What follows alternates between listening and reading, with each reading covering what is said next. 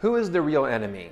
I think that's a good reflection for us today, especially in light of all that's going on and this talk of upheaval and literally just stopping inaugurations, and because everything is riding on whose agenda is going to be leading this country forward. Well, I want to remind everybody that behind all of the noise and all of this plotting is something that is diabolical. St. Paul says this from Ephesians 6, verse 12. For we are not contending against flesh and blood, but against the principalities, against the powers, against the world rulers of this present darkness, against the spiritual hosts of wickedness in the heavenly places. And he goes on to tell us about taking on the whole armor of God.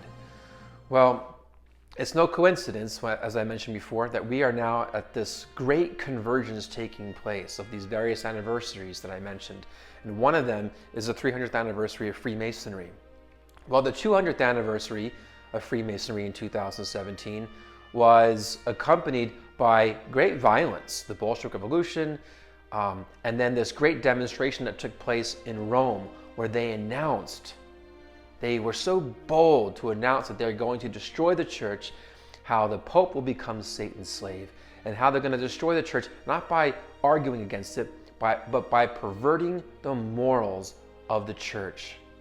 Listen to what St. Maximilian Kolbe said, because St. Maximilian Kolbe was actually present at this demonstration when they were celebrating the bicentennial of Freemasonry.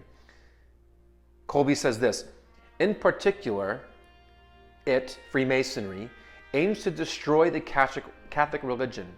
Their deceits have been spread throughout the world in different disguises, but with the same goal: religious indifference and weakening of moral forces.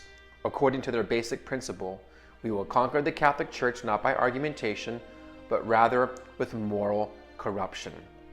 What is all the talk that's going on today about the future of the United States and what path it's going to be on? It comes down to the lifestyle that people want to live. And regardless of whatever we think of President-elect Donald Trump, he's an individual who has embraced the fact of bringing people freedom and liberating, you could say, the American people from the things that were tying them down economically and whatever. But there's still a vacuum, and that is still for the soul of this country. And it's not going to be answered by economics or anything else. And that's why St. Maximilian Kolbe, as soon as he witnessed this demonstration in Rome, he founded this movement of the Knights of the Immaculate. This organization of the Freemasons is something that we can't minimize. We really need to pay heed to what Pope Francis said back in 2013. He described Freemasonry and the Masonic lobby as one of the most important problems that he faces, because he knows that they're going after the family. So here we are as we are preparing for the inauguration tomorrow. Let's increase our prayers. These organizations, which have even explicit ties to Lucifer himself, I'd encourage you, if you want to know more about that, is just look up Morals and Dogma by Albert Pike, and they look at Lucifer as the bearer of light. This is really frightening. And so, most of the people who take place in these kinds of demonstrations and movements are like basically pawns of these principalities and these demonic forces that St. Paul talks about. That's why in this 100th anniversary of Fatima, we need to keep redirecting our thoughts that we are being summoned to Mary's army. And that needs to be characterized by living out a daily consecration to her, by having our rosaries in our hand every day, praying them in our families, because it's our families that are the number one target of the demonic agenda.